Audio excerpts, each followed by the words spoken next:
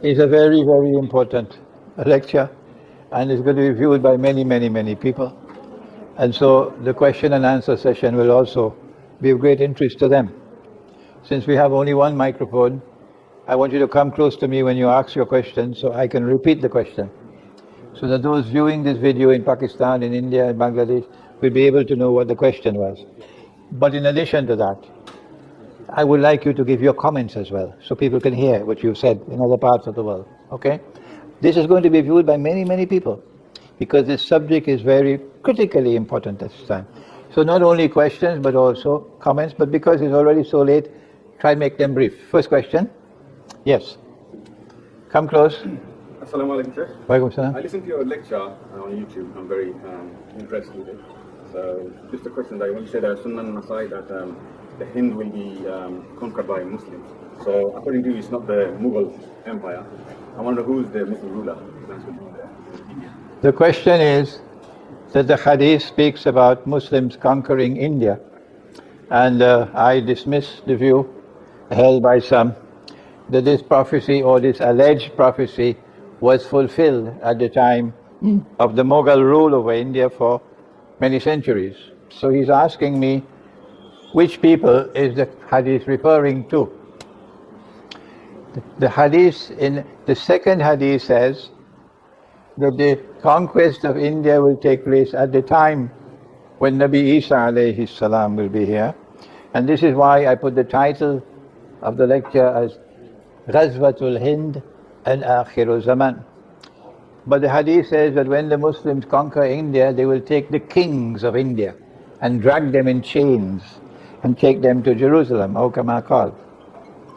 Not only does India no longer have any kings, it's gone, and it's gone forever. And now India is one state, and it is not ruled by kings anymore. So obviously, there is a contradiction in this hadith about the time when kings were ruling over India and when Nabi Isa alayhi salam is to be returned, to come back. I consider this to be part of the evidence that this is a fabricated hadith. Any more questions? Yeah? I want your comments as well. Huh? Then you come and use my microphone and make the comment. Yeah. Over the past few months, we've seen the attacks beginning from the attack in Christchurch. If I am here and you are there and I can't hear you, my hearing is bad. Come closer. Yeah, my question is that since the attack in New Zealand in Christchurch, a series of attacks have happened across the world, especially in synagogues and churches, and then the recent most in Sri Lanka as well. It's a very clearly a pattern which is targeting the Christians and the Jews and Muslims. I would like to hear your thoughts on it. What are we expecting? This is a pattern we never saw before. The question is that there appears to be a pattern in the attack, the terrorist attack on the masajid in New Zealand, and again repeated in the terrorist attacks on Christians in Sri Lanka. And what is my comment on this subject? I hold the view that there was a mastermind at work behind the New Zealand attack, and that mastermind was hoping that there would have been hundreds who would have been killed, and as a consequence of the manifesto which was conveniently published just before the attack, which mentioned Hagia Sophia, that they hoped that the attack in New Zealand would have brought millions onto the streets of Turkey and given the Turkish government an excuse to reopen Hagia Sophia as a masjid. But they planned their plans and they did not work out.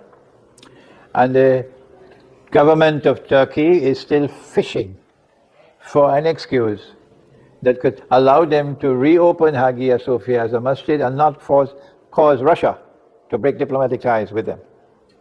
Secondly, I believe that the same mastermind who was at work in planning the New Zealand attack is the same mastermind who sent these monkeys. They're not shuhada, they're monkeys, to do what they did in Sri Lanka. They have only peanuts in their head, like all the others who went to wage their bogus jihad in Syria. They got only peanuts in their head. And they don't have shuyukh, they don't have scholars with knowledge who can guide them. So the same mastermind was at work in Sri Lanka, and the plan is to try with these terrorist attacks to sabotage reconciliation, friendship and alliance between the world of Islam that follows Nabi Muhammad والسلام, not those who have a Qibla in Washington, and the world of Christianity which Allah recognizes, not you, but Allah recognizes to be following Nabi Isa alayhi salam. And these two worlds of Islam and Christianity must not be allowed to reconcile and to establish friendship and alliance, because that will seal the fate of Israel. That's my view of the subject. Any comments as yet? Nobody wants to comment? Yes.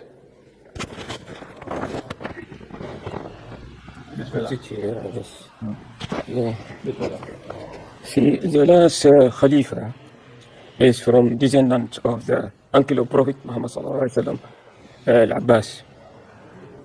And this happens when the Mughals invaded Baghdad and destroyed Baghdad and massacre the Khalifa and his family, and then invade completely all the Islamic territory.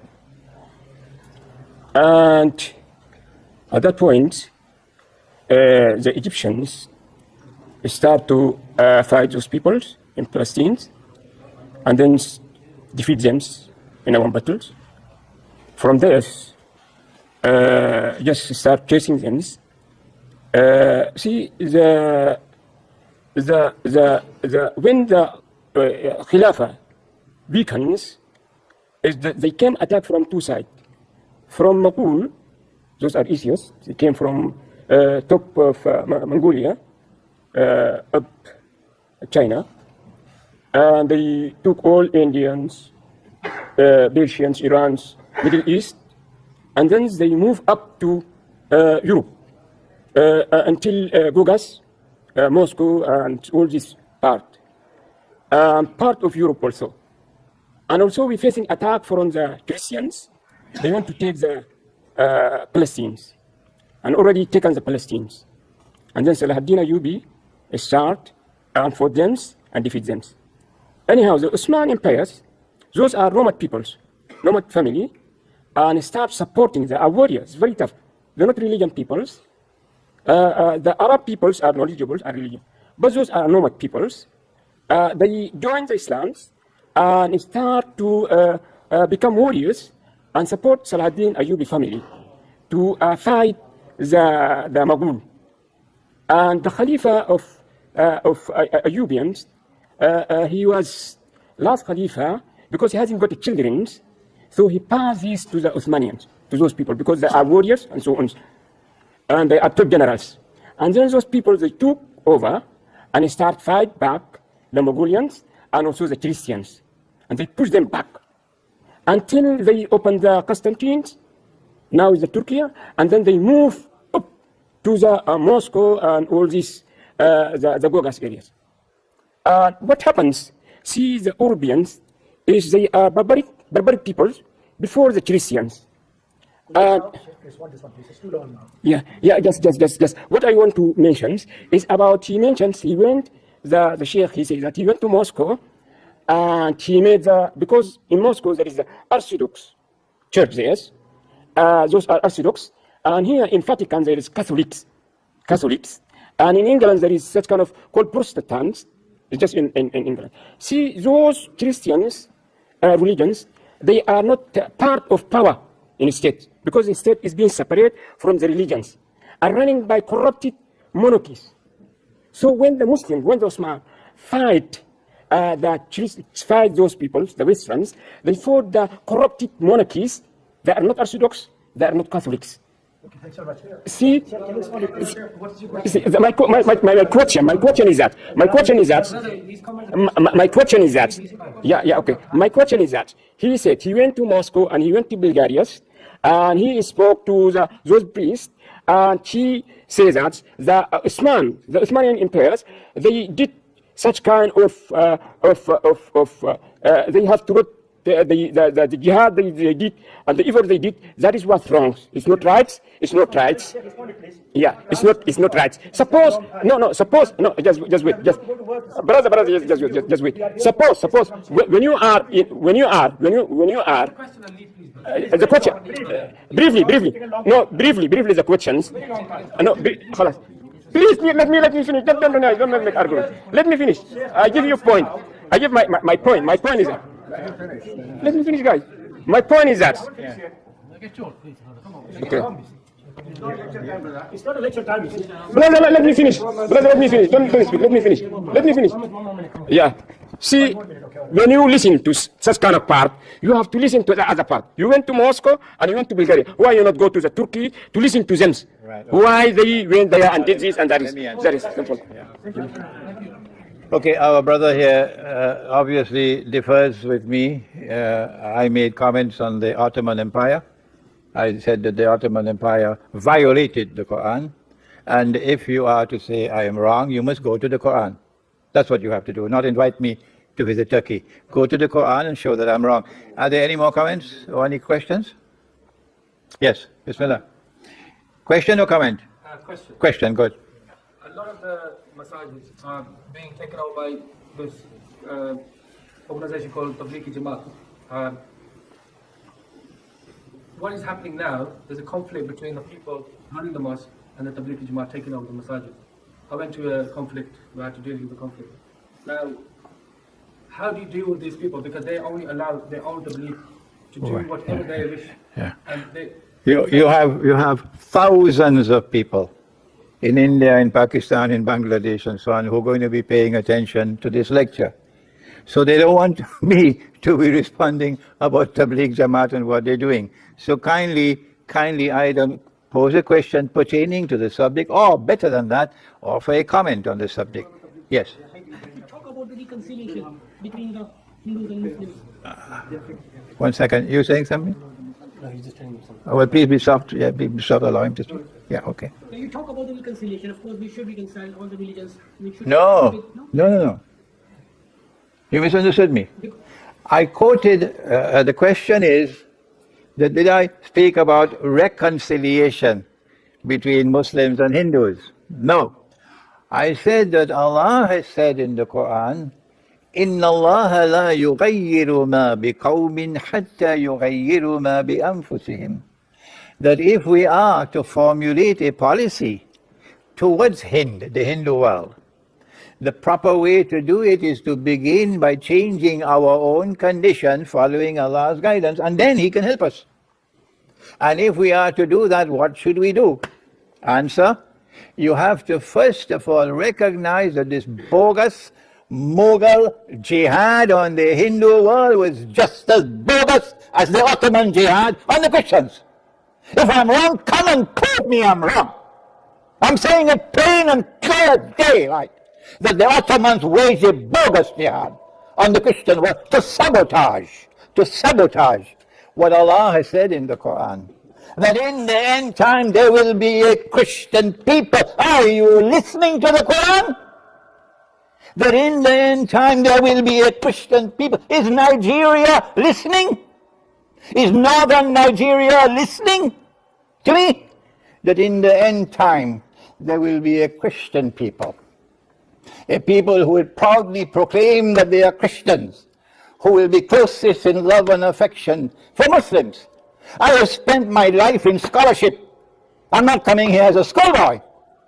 If you want to differ with me, I am happy to hear your difference, but you must come in a scholarly way. And a scholarly way is to go first of all to the book of Quran, the book of Allah. So if you say to the Hindu people that Muslim rule over India was not in conformity with the Quran, it was not a valid jihad, it was a bogus jihad. And we apologize to you for Muslim rule over India. And number two, we don't need proof from you that Brown was born in Babri. Once this is in your religious consciousness, that's all it's not for us. We will voluntarily give up any claim to Babri and move elsewhere out of respect for your religious consciousness. If you do that, the government of Hind, the warmongering government of India today, which is in strategic alliance with Israel, would not know what to do. No, they would be at wit's end. They don't know what to do. Because you have launched an initiative that's going to transform your strategic environment, which is the sunnah of the Prophet ﷺ. This is scholarship. Any other questions?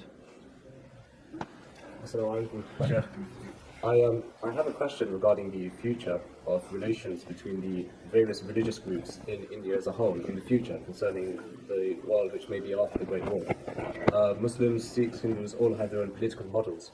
Should we take example during the lifetime of Muhammad ﷺ, how he related to people from other religious callings, the Jews, that although they were separate religious peoples, they still have... Wait. I think you better use this. It's very important, yeah. Should I begin again? Okay. Okay, sure. My question is concerning relations between the various religious groups in India as a greater territory in the future, although we can learn from the past. After the Malhama, after the Great War, Muslims, Hindus, Sikhs in particular have their own political models. Although people can try to do gymnastics and how they want to relate to each other and things like that, if we look at the life of Muhammad and his example, when he went to Yathrib, also known as Medina, he drew an agreement with the Jews who were living there, which would enable them to respect each other, to be able to live as their own communities with their own religious laws, but also to coexist peacefully. Can we share the same markets, or can Hindus and Sikhs govern themselves and Muslims govern themselves after the war? Is this something we should look to? I have a very pessimistic view. Yes. I don't see any hope. The only way I can see hope is if the ulama, the scholars of Islam, emerge to guide the people. And I'm not seeing that. I'm seeing them with boxing gloves fighting each other. Deobandi, Brelvi, Shia, Sunni, Sufi, Salafi boxing glove going on. So what I'm expecting is that yes, India is going to launch a war on Pakistan. I'm certain of that. And they'll do it on behalf of Israel. And when they launch the war on Pakistan, their objective is to denuclearize Pakistan. So Pakistan will not have a deterrent capacity, military capacity. And if Pakistan does not have that, no Muslims will have it, none. And having denuclearized Pakistan, it doesn't matter to them if millions of Hindus have to die in nuclear war, it doesn't matter to them. They will then break up Pakistan into bits and pieces.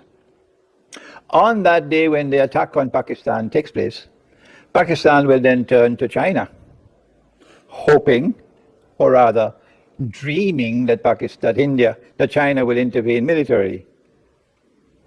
But China will not, unless Russia does. Let me repeat that, so Islamabad will hear me. China will not intervene militarily in Pakistan unless Russia also does it. Because China is not going to take on NATO by itself. No. But if Russia agrees to intervene, then China is there with Russia. Will Russia intervene? No. The Russians are not fools. The Russians can distinguish between, let me not say this, all right, let me keep this out. The Russians are not fools. The Russians are not fools. Russia is conducting the best foreign policy in the world today. Russia is conducting the best diplomacy in the world today. There's first-class diplomacy. Nothing in the world could compare with Russian foreign policy and Russian diplomacy. And Russia is not convinced that they can trust Pakistan. Russia is not convinced that they can trust Pakistan. No. When even the CIA, which always tells lies, like Shaitan, but one day tells the truth, like Shaitan. The Prophet said, he's Shaitan, but today he's speaking the truth. That's what the Prophet said. And the CIA said, it's Mohammed bin Salman, he ordered the killing. The CIA said that. And yet, the government of Pakistan, just for money, that's all, money. That's where the Ummah is today, for money, decides to take morality and spirituality and fidelity to truth and to justice and throw it down to the window and invite Mohammed bin Salman to a red carpet treatment. Welcome to Pakistan. And no Pakistani stood up and protested. There were no protests in Pakistan, none. If there were, please correct me. Russia saw that. So Russia knows what's the character of the Pakistani leadership today. the character. And Russia will not intervene. No, to say Pakistan, no. And if Russia does not intervene, you can tell Imran Khan for me, China will not intervene. And if China and Russia do not intervene, Pakistan's goose is cooked. Next question. When India waged the war in Pakistan, then will it be a jihad from Pakistan side? And what's the status of the Muslims living in India? Whom they will support, India or Pakistan? I have to repeat the question again because this is very important. There are thousands of people who are going to be listening, okay? The question is, when India attacks Pakistan, will it result in a jihad, meaning a valid jihad, and who will wage a jihad? Yes, I agree with you that after the attack on Pakistan takes place, and it is broken up tukra into bits and pieces, at that time the secularized elite, which led the All India Muslim League after the Khilafat movement had been destroyed, that secularized Muslim elite, secularized intelligentsia, will no longer have any credentials to rule over the people. No. And then after that, I believe, yes, a valid jihad will emerge from these bits and pieces. But that valid jihad will go back to the Khilafat movement, not to the All India Muslim League. Go back to the Khilafat movement to see what can we do to try to restore a valid model of a state acceptable to Allah. And it is not that Allah has sent this ummah with a mission to rule the world. The Quran does not say that. If you are saying that, remember, that's not in the Quran. And you have to wage jihad until you rule the world. That's nonsense. What does the Quran say? Who will rule the world? When Nabi Isa alayhi salam was to be crucified, a conversation took place between Allah subhanahu wa ta'ala and Nabi Isa alayhi salam. Private conversation, and it's in the Quran. Allah subhanahu wa ta'ala said to him, Ya Isa, and he's listening, Oh Jesus, Inni mutawaffik, I'm going to take your soul. I'm going to take your soul. Inni mutawaffik. Wa rafi'uka ilayya, and I'm going to raise you unto myself.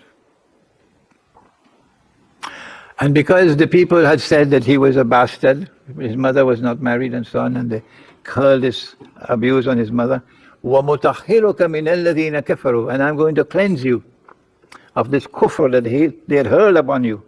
Who are they? They are the people who rejected him as the Messiah. And they are the ones who today control NATO. That's right. They control NATO. وَجَعِلُوا الَّذِينَ تَبَعُوكَ, and then I'm going to cause those who follow you. We don't follow him. No. We follow Nabi Muhammad alayhi salatu wasalam. We don't follow him. We follow Nabi Muhammad alayhi salam. So Allah is saying, I'm going to cause those who follow you, Nabi Isa alayhi salam. وَجَعِلُوا الَّذِينَ تَبَعُوكَ فَوْقَ الَّذِينَ كَفَرُوا. I'm going to raise you who follow Nabi Isa alayhi salam, raise them above and dominant over this group which committed kufr against you, which is NATO, which is Israel, which is the dominant force in the world today. I'm going to raise you above them, dominant over them. وَجَعِلُوا الَّذِينَ تَبَعُوكَ فَوْقَ الَّذِينَ كَفَرُوا إِلَى يَوْمِ الْقِيَامَةِ. And when I raise these Christians to that position of dominance in the world, they will remain in that position of dominance until the end of the world. There you are. This business about the Ummah of Muhammad alayhi salatu wasalam ruling the world is dismissed as nonsense. That's the importance of being faithful to the Quran. Any more questions? Last question. It's now almost 11. Last question. Yeah. Question or comment? In the context of the Babri Masjid, yeah, it is actually a fabricated one that they said. Come. Let the whole of India hear you. Oh, okay. Sit down here. Yeah. Okay. Go ahead. In the context of the Babri Masjid, Yeah. it is a fabricated one. Yeah. They said the Ram was born there. The Hindus say that. The Hindus say that. Yeah. And it's not only the Babri Masjid they want. They got a list of masajids, one after another. Yes, I know that. So they are not able to prove that the Ram was born there. Right. Even the court is in a dilemma what to do. They are having all sort of people to come in, have a negotiation. And the main aim is they're asking the Muslim to hand over the Babri Masjid to the Mandir. Good. What would you suggest, or what is your opinion, that a masajid can be given for idol worship? I don't want to have to repeat my whole lecture. But they've got a big list of masajid. No, I'm not concerned about the list. I'm concerned about doing what is right. I've already explained my views on the subject, and you're inviting me to repeat what I've already said. Yes? There's nothing more to say. This is my view, and you don't have to accept my view. Remember that. Unless you're convinced that I'm correct. If this is not acceptable to you, you can continue fighting with the Hindus over Babri. Okay, and you can continue with your drum beating of Ghazwatul Hind, and then see what's going to be the end result. Wait and see. Okay? Yeah. Now, it's already almost 11 o'clock. Shall we take one more? Where's the Imam? Okay, one more, but that's the end, okay? Yeah. Normally we see that Zionism very well integrates into certain parts of, they call them Christians. So, but now we are very clearly seeing that Zionism also integrates with Hinduism. And in Pakistan there is a commonly used term called Hindu Zionists.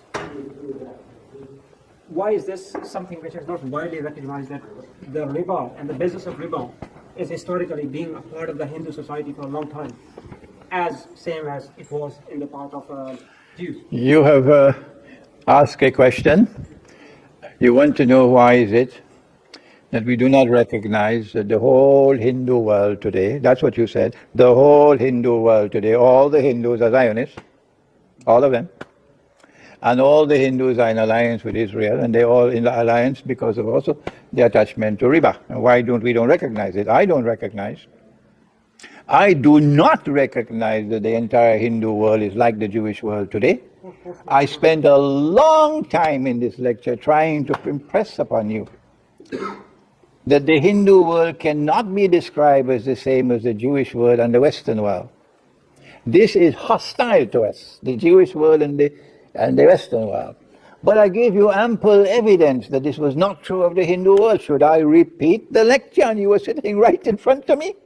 I gave you this spectacular example that just yesterday, when the British were leaving, the Hindus were united behind a leader. And it was not secularized Hinduism. It was a genuine Hindu leader who believed in Hinduism, who lived as a Hindu. And he led them. Undisputed leader. They even give him the name Mahatma Gandhi. He was their leader, not ours. And it was he who reached out to the Muslims for an alliance. Is that evidence of hatred and enmity and hostility and alliance with Jews? It's not. It's not. And therefore, if you follow a sensible, intelligent policy based on the guidance which is in the Quran, you can bring about change in the public consciousness in India. And there will be large numbers of Hindus who will now begin to say, but this is a new face of Islam we are seeing. We never saw this face of Islam before. I just heard that from the Christians in Birmingham yesterday. The 4 monks. They said, this is a new face of Islam we are seeing from you. We didn't see it from the others. And they responded to me with respect and affection. That's how they treated me yesterday. That's how I was treated in Belgrade. That's how I was treating in Moscow. And I am not in any way to apologize to you for my going to Moscow or going to Belgrade. I am doing what a scholar should be doing. To say to the Orthodox Christians to call a spade a spade. If no one did it for 600 years, we should still do it. Okay? If you do that with India, follow an intelligent policy, you can bring about a change in the strategic environment which the Indian government would not like at all. We've had a very interesting event today, and we have some good question and answer session, and I want to thank you, and I thank the masjid for the invitation. Tomorrow night we will be where? Gatton Road Masjid. Gat Road? Gatton. Gatton Masjid? Right, Masjid, Tutin. Gatton Tutin Masjid, and the topic is? Ramadan. Ramadan and the Quran. You know where's Tutin? Yeah. Tutin Masjid, and it is at Maghrib? After Maghrib. After Maghrib Salat, Ramadan and the Quran, and then on Thursday night is another lecture, and Friday another lecture. Thank you.